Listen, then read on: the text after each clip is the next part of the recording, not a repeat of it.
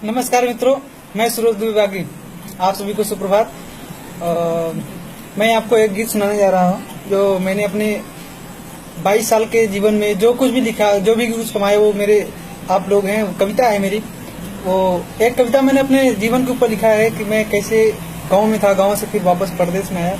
तो जो कुछ 2-3 साल के अंदर जो मेरे जीवन में बीता, वो मैं आपके सामने कविता बना के प्रस्तुत कर रहा हूँ। और ये मेरे मन की कविता है जो मैंने लिखा है, वो आपको सुना रहा हूँ कि अब जब सपने मुझको नए उकरने थे, चांद सितारे निज मुट्ठी में भरने थे, आंखों में सपनों से भरा खजाना था, पर पहले जीवन का बोझ उठाना था और मुझे परदेश में एक दिन आना था। और छंद लिखा हूँ, छंद सुनाता हूँ आपको उसी पंक्ति से जोड़ते हुए कि अपनों से दूर होने की उठी थी किस पर, अपनों से दूर होने की उठी थी किस पर, अधरों पे मेरे जरा आह भी नहीं रही, और चाहता तो लौट सकता था खुशी खुशी घर, पर लौटने की मुझे चाह भी नहीं रही। छूटती गई थी मुझसे बहुत दूर खुशी, मुझे जिंदगी की परवाह भी नहीं रही, और किसी राह पर कैसे बढ़ते कदम, मेरे पास और कोई राह भी नहीं रही।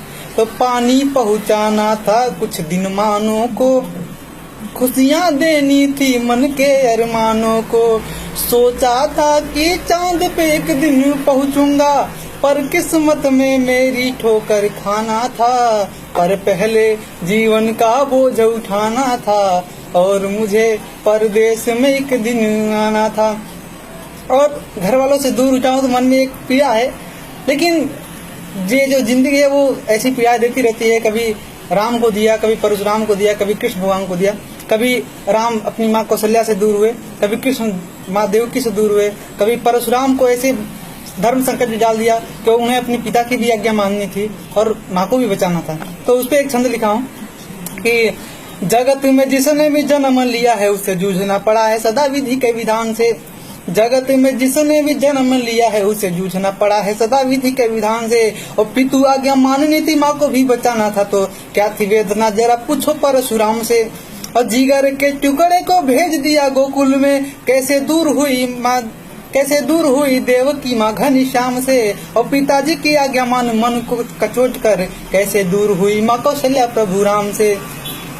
मेरे भाग्य में जन्म भूमि का रजना था, रजन मिट्टी, मेरे भाग्य में जन्म भूमि का रजना था, बिनी इच्छा के मुझे अयोध्या तजना था, और सागर मंथन में तो अमृत निकले थे, मेरे भाग्य में सिर्फ हलाहल आना था, पर पहले जीवन का बोझ उठाना था और मुझे परदेश में एक दिन आना था।